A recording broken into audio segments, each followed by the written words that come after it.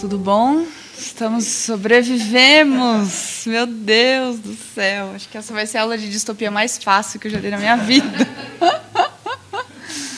Enfim, né? Não vai ser fácil, mas a democracia prevaleceu, né? Eu queria começar fugindo super do script, que eu sou super do slide, super chatona, lendo para vocês um poema do Drummond, que está nesse livro A Rosa do Povo. E é aquele poema A Flor e a Náusea, sabe? Acho que tem um pouco a ver, né, com esse momento todo que a gente está. Preso à minha classe e algumas roupas, vou de branco pela rua cinzenta. Melancolias, mercadorias espreitam-me. Devo seguir até o enjoo? Posso, sem armas, revoltar-me? Olhos sujos no relógio da torre. Não, o tempo não chegou de completa justiça. O tempo ainda é de fezes, maus poemas, alucinações e espera. O tempo pobre, o poeta pobre, fundem-se no mesmo impasse. Em vão tento me explicar, mas os muros são surdos. Sob a pele das palavras, as cifras e códigos, o sol consola os doentes e não os renova. As coisas, que tristes são as coisas, consideradas sem ênfase. Vomitar esse tédio sobre a cidade. 40 anos e nenhum problema resolvido, sequer colocado. Nenhuma carta escrita nem recebida. Todos os homens voltam para casa. Estão menos livres, mas levam jornais e soletram o mundo sabendo que o perdem. Crimes da terra, como perdoá-los? Tomei parte em muitos, outros escondi. Alguns achei belos, foram publicados. Crimes suaves que ajudam a viver. Ração diária de erro distribuída em casa. Os ferozes padeiros do mal, os ferozes leiteiros do mal. Pôr fogo em tudo, inclusive em mim. Ao menino de 1918 chamavam anarquista. Porém, meu ódio é o melhor de mim. Com ele me salvo e dou a poucos uma esperança mínima. Uma flor nasceu na rua. Passem de longe, bondes, ônibus, rio de aço de tráfego. Uma flor ainda desbotada, ilude a polícia, rompe o asfalto. Façam completo silêncio e paralisem os negócios. Garanto que uma flor nasceu. Sua cor não se percebe, suas pétalas não se abrem. Seu nome não está nos livros. É feia, mas é realmente uma flor. Sento-me no chão da capital do país às 5 horas da tarde e lentamente passo a mão nessa forma insegura. Do lado das montanhas, nuvens maciças avolumam-se. Pequenos pontos brancos movem-se no mar, galinhas em pânico. É feia, mas é uma flor. Furou o asfalto, o tédio, o nojo e o ódio. E hoje é aniversário do Drummond. Olha que coisa. Não foi de caso pensado, olha só. Enfim, né? Acho que com isso a gente consegue falar de assuntos tão pesados e a distopia ela vai parecer ainda mais distante, eu espero, né? Enfim, vamos lá. Semana passada, a gente fez uma abordagem bem teórica, né? A gente falou de muitos conceitos e tudo mais. Hoje, a gente vai tentar colocar esses conceitos todos em prática, analisando 3 obras, né? Então, a gente vai fazer uma linha do tempo. Obrigada. A gente vai fazer uma linha do tempo para entender quando que essas histórias foram pensadas, principalmente, né, naquilo que a gente comentou da relação que a obra tem, né, com o seu contexto de produção. E aí a gente vai analisar essas 3 obras em ordem cronológica de publicação.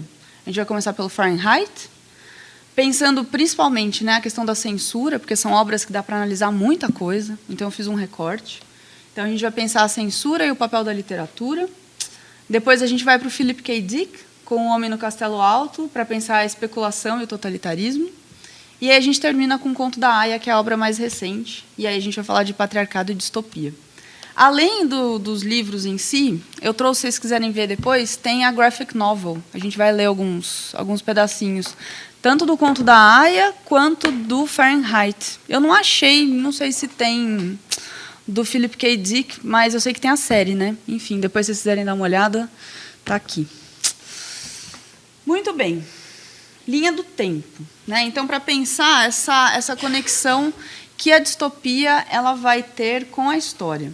Principalmente pensando no seguinte, né? Lembrando que a distopia é uma abordagem pessimista, e se um aspecto do mundo social, político, econômico fosse extrapolado num futuro distante. Então, falar de tempo, falar de passado, presente e futuro, faz muito sentido para pensar essa especulação, né, que a própria Margaret Atwood ela gosta de chamar de ficção especulativa, né? E aí a gente tem as obras. Eu coloquei aqui o ano que elas foram publicadas, né?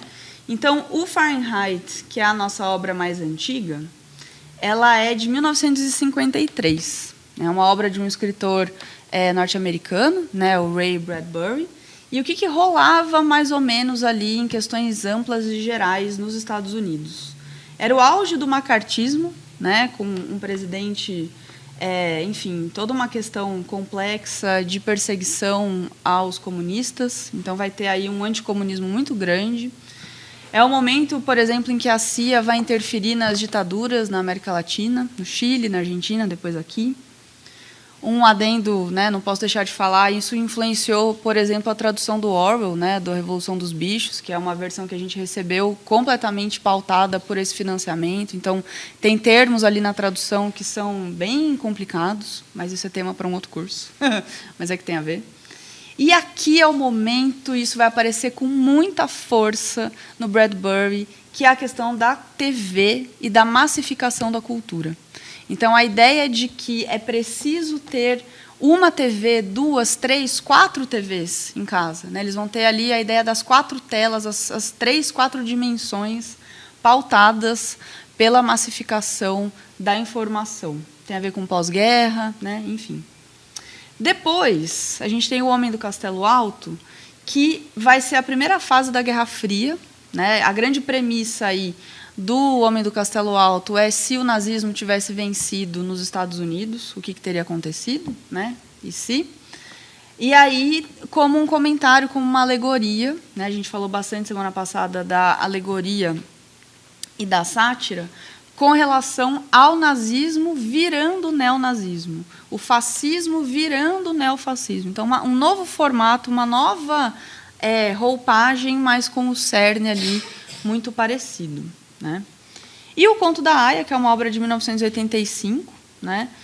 É uma obra que foi escrita, né, no auge ali do neoliberalismo, crescendo. Como é uma autora mulher, é importante pontuar, né, é uma obra que foi escrita com as reverberações da segunda onda do feminismo, um pouquinho antes da terceira, né, nos anos 90. Auge da Guerra do Vietnã, e a Margaret Atwood ela é uma autora canadense. Então, tem ali muita influência do contexto norte-americano, e o Ronald Reagan era o presidente, né? Enfim, um dos presidentes mais conservadores aí, e neoliberais. Então, são 3 obras de 3 momentos históricos muito complexos, de crise do capitalismo, de ascensão de regimes, né? E de retomadas de pensamentos e de ideologias muito conservadoras. E aí isso funciona como um mote narrativo, é escolher um desses aspectos e extrapolar no formato, aqui no caso, né, literário, depois isso atinge outras linguagens, para pensar a questão da sátira e a questão da alegoria. Então, se a gente tem um referencial, se a gente entende o que está por trás da discussão, a nossa leitura dessas obras ela vai ficar cada vez mais completa, né? Enfim, acho que a ideia aqui é que a gente amplie o nosso olhar. Tranquilo essa linha do tempo? Beleza? Muito bem. Começando pelo Fahrenheit 451. As 2 adaptações que eu tinha comentado, né, na semana passada. Essa aqui é a do Truffaut, um diretor francês, né? Esse foi o primeiro filme colorido que ele fez, em Technicolor, acompanhado pelo Bradbury. O Bradbury estava lá, ajudou no roteiro, etc. e tal. E aí tem uma versão mais recente que ela é mais hollywoodiana, assim, né? Um pouco mais, bem mais, né? Bem menos politizada e muito mais enfatizada na questão ali, uma coisa meio de ação. Eu não consegui terminar de ver, eu vi o começo só. Mas é curioso que a ambientação lembra muito, eu lembrei de você, Kaique, lembra muito o Blade Runner, da cidade, né? Das obras que eu já li e das obras literárias que viraram filme, da minha opinião, claro, acho que é o mais fiel à obra. Ah, entendi. Acho que tem a ver com o fato do autor ter acompanhado o processo da adaptação, né? Enfim, vale super a pena assistir até o mais hollywoodiano para ver com um olhar crítico, né? Enfim. Ainda tem também a curiosidade que ele não conseguiu filmar na França, né? Ele foi para a Inglaterra. Exato. Porque foi proibido de fazer filme na França. Exatamente, bem lembrado. Isso vai ajudar muito na ambientação do subúrbio inglês, lembrando muito o subúrbio norte-americano. E aquilo que a gente tinha falado do espaço, né? O espaço aqui ele é alegórico. Então, se eu tenho uma cidade, uma construção urbana que é semelhante, então eu consigo posicionar, eu consigo, né? Não tem assim, cidadezinha, sei lá, de Massachusetts, 1000 e bolinha. Não, é um subúrbio industrializado de um determinado tipo de sociedade. Claro, não vai poder ser em qualquer lugar, mas tem muitas semelhanças, né? Enfim. Aí Fahrenheit, a gente tem que falar do título, né? Não tem como, tá tudo em domínio público, é isso, né? Mas qual que é a questão do título, né? Fahrenheit 451 é a temperatura. Qual é o mote, né? É uma sociedade distópica em que a violência policial, né, a grande instituição aí violenta, são os bombeiros. Só que esses bombeiros eles não vão na casa das pessoas para apagar fogo. Né? A casa de todo mundo já é a prova de fogo, e eles entram na casa das pessoas para procurar livros e queimar livros. E aí o nome Fahrenheit é a temperatura em que o papel entra em combustão.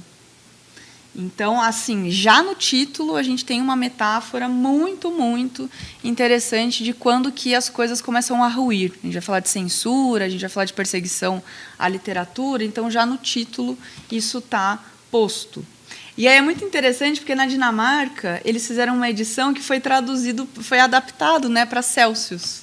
Então seria 233 Celsius a temperatura que o papel entra em combustão, enfim. Então, o que está por trás? Qual que é a grande sátira? Não a sátira engraçadinha, mas a sátira de crítica de ideias e de instituições. A perseguição do livro como um objeto de cultura. Então, a queima de livros feita no nazismo, no stalinismo, a queima de livros que acontecia nos anos 50, né, com o queimar o capital, queimar obras que eram consideradas, né, importantes para o movimento comunista. E, um pouquinho antes disso, do século XVII, a perseguição que era feita nos Estados Unidos com as bruxas de Salem, né, que vai ter toda ali uma questão importante. E a tataravó do Bradbury foi uma dessas mulheres perseguidas e ela sobreviveu. Né? A tataravó, acho que tatara, ou, enfim, os níveis todos da Atwood também. Ela foi enforcada, mas sobreviveu ao próprio enforcamento. Ela fala que ela herdou o pescoço, né, da tatara. É sensacional. Né? E a Biblioteca de Alexandria. Né? Então, vão ter várias metáforas de queima de livros, de perseguição, o livro como justamente esse símbolo da cultura e da reflexão, quem tem acesso a isso, como que essas ideias circulam. Né? Então, já no título, a gente tem... E vão ter edições lindíssimas. Eu vi uma vez na internet uma edição que eles fizeram, que o livro ele era todo preto. Vocês viram isso? Que você só consegue ler passando um isqueiro. Nossa, já pensou? Que sensacional. Não sei como, um negócio de reação química, enfim, passa algum produto. E aí o vídeo era realmente alguém passando um isqueiro e o livro aparecendo, se revelando. Né? Enfim, é de arrepiar. E aí, né, enfim, a gente tem, né, eu peguei uma imagem aí de queima de livros durante o nazismo, então começa esse procedimento todo. E tem algumas versões, algumas capas, né, enfim, que o Montag, né, o Guy Montag, que é o protagonista, ele é um bombeiro, né, etc., ele é meio que representado, eu não consegui encontrar o nome do ilustrador ou da ilustradora, mas ele parece meio que um Dom Quixote, né, uma coisa, um cavaleiro, e aí a armadura feita de papel, né, então tem aí toda uma questão do fogo começando a consumir ele, porque ele vai romper o sistema, né? Enfim, os spoilers. Ele vai ser o bombeiro que lê e que esconde livros e que, em vez de queimar os livros, ele vai, né, tentar montar uma outra possibilidade aí na obra. E aí, olha que interessante, né? Tem um pôster da Segunda Guerra que era sobre justamente como que, já um pouquinho antes, né, da Guerra Fria, de como que o livro ele representa esse espaço em que as ideias ocupam um espaço de poder, né? Os livros não podem ser mortos pelo fogo. As pessoas morrem, mas os livros nunca morrem. Nenhum homem e nenhuma força podem colocar o pensamento em um campo de concentração para sempre. Nenhum homem e nenhuma força podem tirar do mundo o que os livros representam na luta eterna dos homens contra a tirania. Nessa guerra, nós sabemos, os livros são armas, né? E aí os livros são armas na guerra de ideias, já antecipando uma questão que vai ser a Guerra Fria, né, dessa batalha, que não é por trincheira, mas é pela ameaça, pela disputa. E aí, né, enfim, a gente sabe muito bem como que a Alemanha ela lidou com isso, né, depois da guerra, depois do nazismo, e tem uma instalação, uma obra de arte em Berlim. Eu nunca fui para Berlim, então eu ainda não visitei, mas é numa praça pública, né, eles fizeram no subsolo estantes vazias, né, para representar justamente o espaço vazio de 20 mil livros que foram queimados, né, pelos nazistas. Em 1933, né? Então, no momento ali de ascensão do Hitler, isso era um procedimento, né, de censura e de, né, enfim, ele tinha toda aquela questão do o que era considerado arte ariana, o museu ideal, né, que ele ia fazer, e todas as outras obras que eram pervertidas e, enfim, né, que foram destruídas. Então, é muito interessante ver como que os alemães eles, né, constroem alguns símbolos para realmente manter essa memória, essa chama, se eu puder fazer a metáfora bem ruim, essa chama acesa para realmente refletir, olha, isso nos foi tirado, isso não tem volta mais, né? Dois conceitos que são importantes, teóricos, para a gente entender a alegoria e a sátira. Primeiro de tudo, né, o conceito de fascismo, e o fascismo aqui do século XX, não é o fascismo do século XXI, no qual a gente está começando a tentar sair dele, né? O que é isso? O fascismo é um conjunto de ideias, é uma maneira pela qual algumas pessoas vão ver a sociedade. E ela é uma ideologia política, ou seja, é um conjunto de ideias que vai tentar organizar a sociedade politicamente. Que conjunto de ideias é esse? Ultranacionalista e autoritária de poder ditatorial. Repressão da oposição por via da força e forte arregimentação da sociedade e da economia. Então, quando a gente fala de poder ditatorial, são os ditadores ali do século XX, né? Hitler, Mussolini na Itália, Franco, Salazar, com algumas modificações o Stalin, mas aí o Stalin é um caso à parte. Nacionalismo extremo, desprezo pela democracia eleitoral e pela liberdade política e econômica. Crença numa hierarquia social natural e no domínio das elites. Ou seja, quando a gente percebe, a gente falou muito de trabalho, né, na semana passada, ao olhar as profissões e o papel que os personagens têm na produção social, é uma alegoria para reproduzir isso aqui. Sempre vai ter uma elite, sempre vai ter uma grande maioria sendo oprimida. Essa hierarquia ela é natural, não existe uma outra possibilidade. A ilusão, né, de que ela é natural. E o desejo de criar uma comunidade do povo em que os interesses individuais sejam subordinados aos interesses da nação. A ideia do culto ao líder, né? Eu preciso ser devoto à causa do partido, do ditador. Oposto ao liberalismo, ao marxismo, ao socialismo e ao anarquismo, o fascismo posiciona-se na extrema-direita do espectro político tradicional. Essa definição é uma definição do Dicionário do Pensamento Marxista, né? E aí, quando a gente pega esse conceito e observa ele aparecendo no século XX, tem muito a ver com a ascensão fascista e depois nazista, né, na Alemanha, na Itália, na Espanha e em Portugal, principalmente. Aí, com o século XXI, com o neonazismo e com o neofascismo, é uma tentativa de recuperar esse conjunto aqui de ideias, mas não necessariamente do jeito em que era implementado no século XX, porque as coisas elas mudaram um pouco, né? E aqui é um pôster uma propaganda fascista durante a Guerra Civil Espanhola. né, que é meio que um evento que vai anteceder, né, de 1936, 37 até 39, que vai anteceder ali as tensões da Segunda Guerra. Então, é meio que um ensaio da Segunda Guerra. E olha que interessante, pelas armas, pela pátria, pelo pão e pela justiça. Então, esses dizeres que eles são, né, enfáticos e que são apelativos, né, para justamente pegar onde as pessoas estão necessitando mais. A fome, a justiça, né, enfim. E aí a questão do armamento, de armar a população para tentar, né, se alinhar com essas questões todas. Enfim. Comentários, questões, dúvidas? Muito atual, pois é. Uhum. Só faltou um verde e amarelo, né? Enfim. Mas vejam, é muito atual e quando a gente vê essas obras todas, a gente percebe o quão próximo a gente está dessa organização sócio-histórica. Muita coisa mudou, mas o modus operandi ainda é o mesmo, o sistema ainda é o mesmo, né? Outro conceito importante, que é o conceito de totalitarismo, né? Que é a maneira como o fascismo do século XX se organizou, né? Então, é a maneira como os estados se organizavam e é muito parecido com a maneira como as sociedades distópicas vão ser representadas.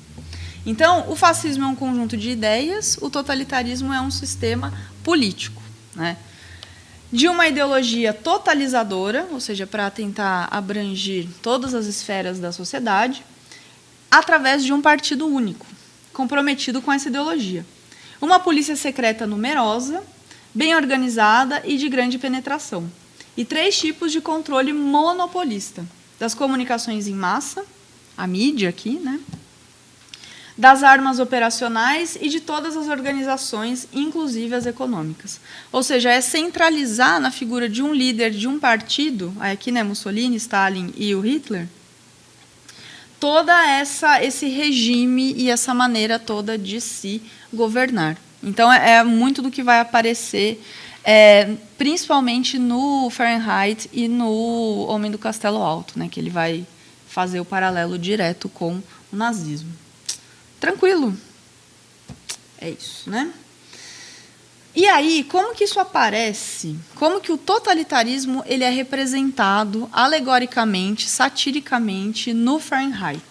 Através dos bombeiros, né? Então, aqui a violência policial não vai ser o exército, não vai ser uma polícia militar, uma polícia civil, mas os bombeiros, né?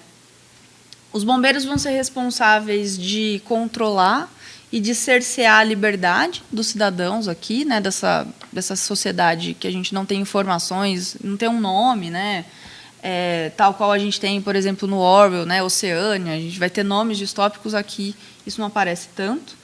E olha que curioso, não tem uma figura, tipo um líder totalitário, como, por exemplo, sei lá, o Big Brother. Mas essa ideia de uma figura totalitária está dissipada em todos os bombeiros. E meio que em um cidadão vigiando o outro. Então, a questão da opressão e do controlar os comportamentos, isso está muito já dissipado, né? E aí isso se concentra principalmente na questão dos bombeiros como uma instituição. Então, a ideia, né, da instituição como um pilar que reforça, né, valores. E aí é muito interessante, né? A gente vai ler o comecinho, mas os primeiros parágrafos já é a descrição de como que era um prazer essa queima, né? O prazer da queima, meio que o bombeiro observando esse livro em combustão, a temperatura atingindo, né, os 451 graus Fahrenheit. E aí a ideia aqui de sistema é como que esse sistema se reforça e como que esse sistema se mantém em pé. Afirmando que consumir livros, ler livros é extremamente perigoso, a ponto de as pessoas não têm, né, biblioteca, não tem editora, não tem mercado de livros, então vira uma coisa proibida.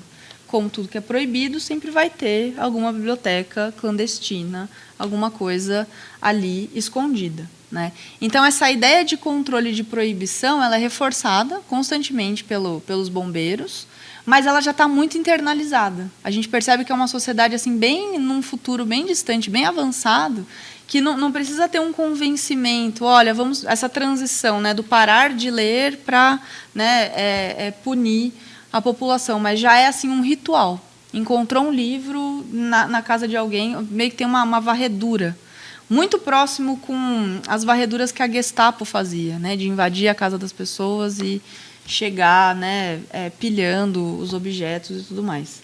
Então, essa ideia da destruição sistêmica, ela vai ser violenta e ela vai ser muito simbólica. O fogo aqui, as cores, né? Tem toda uma questão da ideia do fogo de destruir o papel em segundos. No filme dá dó, porque eles queimaram livros de verdade. Você fala, ai, meu Deus, Truffaut, por quê? Põe um efeito especial, sei lá, né?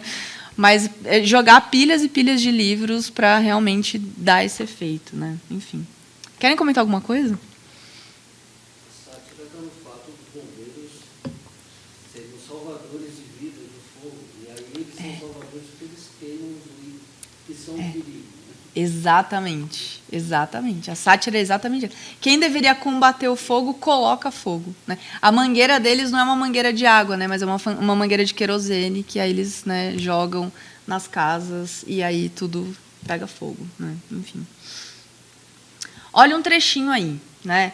É um momento que o personagem principal, né? Então a gente tem o seguinte: o Guy Montag, que ele é o bombeiro, né? E é bem aquele formato clássico do narrador em terceira pessoa da onisciência seletiva. Ele seleciona o Montag para mergulhar na consciência dele.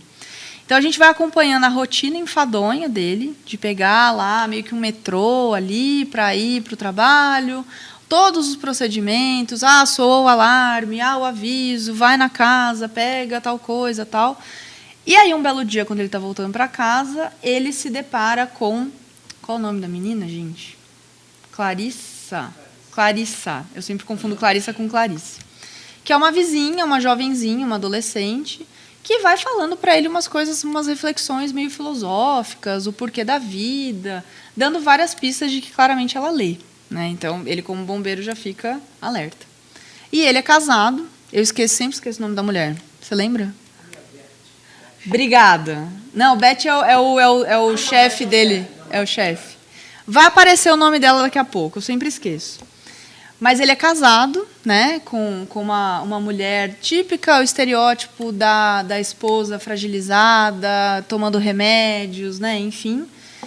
E aí, ele, nessa rotina de começar a se deparar com as casas, né? Tem lá uma cena famosa de uma senhora que ela tem a casa coberta de livros, ele pega um livro na estante e começa a ler. Né? E aí ele mesmo vai escondendo alguns livros dentro de casa, e aí ele vai... O dilema dele de ser essa figura de autoridade, de opressão, e já começando a quebrar com as regras do sistema. Essa cena aqui é um momento em que está ele e o chefe de bombeiros, que vai ser meio que um desdobramento, né, desse sistema totalitário, e aí o chefe conversando com ele sobre como funcionam, né, eles meio que batendo uma boca, refletindo sobre o funcionamento dessas regras todas. Você conhece a lei de Sibiri. Onde está seu bom senso? Não há o menor acordo entre esses livros.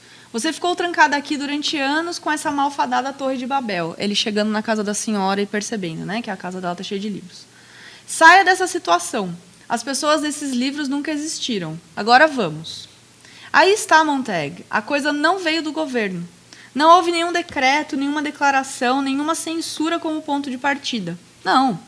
A tecnologia, a exploração das massas e a pressão das minorias realizaram a façanha. Graças a Deus. Hoje, graças a elas, você pode ficar o tempo todo feliz. Você pode ler os quadrinhos, as boas e velhas confissões ou os periódicos profissionais. Olha que curioso, tem algumas obras de leitura, mas nunca é em prosa, é sempre pautado pela imagem. Com a escola formando mais corredores, saltadores, fundistas, remendadores, agarradores, detetives, aviadores e nadadores, em lugar de examinadores, críticos, conhecedores e criadores imaginativos, a palavra intelectual, é claro, tornou-se o palavrão que merecia ser.